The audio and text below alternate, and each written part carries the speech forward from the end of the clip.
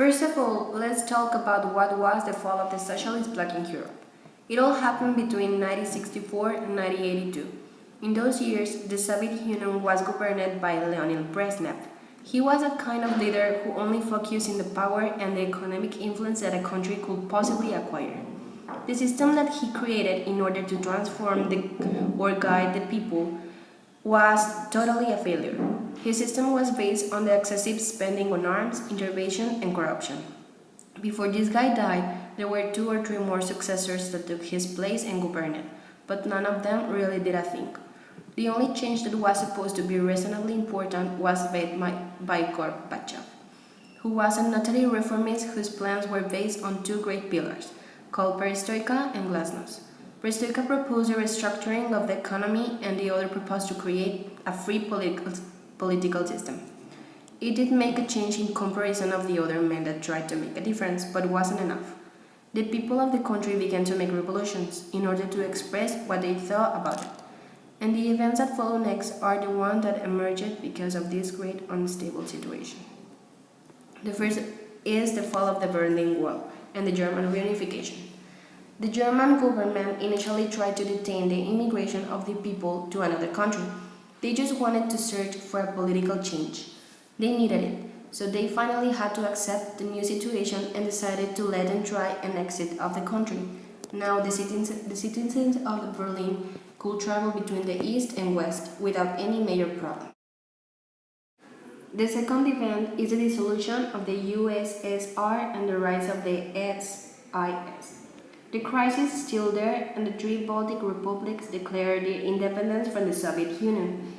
They wanted to rule and have their own system with their own way, and they wanted to gain control. The most important of this event was Boris Yeltsin, who was the creator of the Commonwealth of Independent States, a plan of the Soviet Union in order to establish an economic alliance. The number 3 was the unipolar world and the new economic and political world order. As we all may know, unipolarism is a concentration of power in one single polar, the United States of America. It doesn't mean that it's the only one or the most important. It just was established like that because perhaps USA stands as the country with the strongest economic and military capacity in the world. Every single country, for most important or powerful that it may be, needs alliances. The European Union was one of them. They could offer an economic, military, and cultural power. And the last event is the Persian Gulf War. The war began in 1990 before the fall of the Soviet Union. It was all about a conflict because one place wanted to invade its neighbor. All the people considered the attacks to be unjustified, and there were thousands of weakening relations between both people. But at last, one of the sides finally recognized defeat, and in that moment, the crucial war was finished. Now that we have mentioned some of the important events of the last decades, I'm going to describe some important concepts that will help us to understand the way in which the world has changed. First, what is globalization? It's a process of international integration arising from the interchange of worldviews. What is terrorism? It's the use of violence and threats to intimidate, especially for political purposes. What means unipolar world? It's a distribution of power in which one state exercises most of the cultural, economic, and military influence. What is the digital era? It's a historical period characterized by the existence of digital technology. The first question is, why did the globalization emerge? It emerged because most of the nations needed to be a force in the current business environment.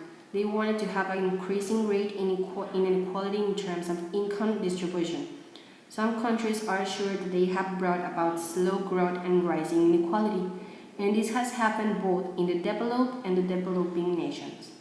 Globalization also continues to impact the lives of individuals in every nation of the world. Second question. In most cases, what caused the terrorist attacks in the 20th century?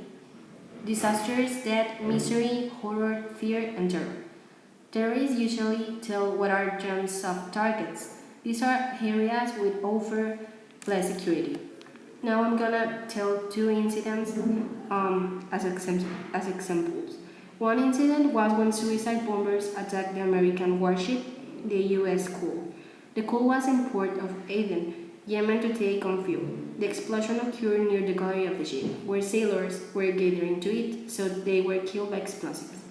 And of course, the deadliest terrorist attack in recorded history, the destroyer of the Twin Towers. Its leader and planner, Osama bin Laden. The damage was horrific. Both World Trade Center towers were demolished, literally crashing to the ground.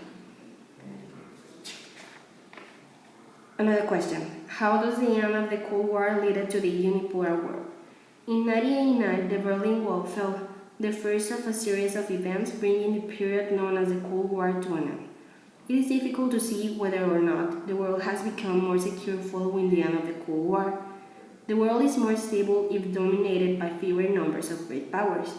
The Cold War period was stable because domination was shared between two superpowers, and that's how that led to an unipolar world. They still wanted a new and different system. They still wanted to have a different way to rule and to survive. The last 3 decades of our history have cycled around a new unipolar system that was constructed as a result of many wars and problems. And the last question is, how has the digital era influenced today's society? Well, social progress has come to be equated with technical progress, particularly since the Industrial Revolution. Human society seems rather to evolve largely through changes so gradual as to be all but imperceptible. The younger generation today, like many previous generations, seeks to change the world, and they want to be contributors to peace, economic reforms, the improvement of public services, and many other aspects of the society. For them, the best way to contribute to these changes is through modern technology. They believe that the advances in communication through technological means will facilitate social changes as no previous generation has had the opportunity to learn so much, and that's the best way of looking the new kind of living that waits for us, the most positive way that leads us to have a better future.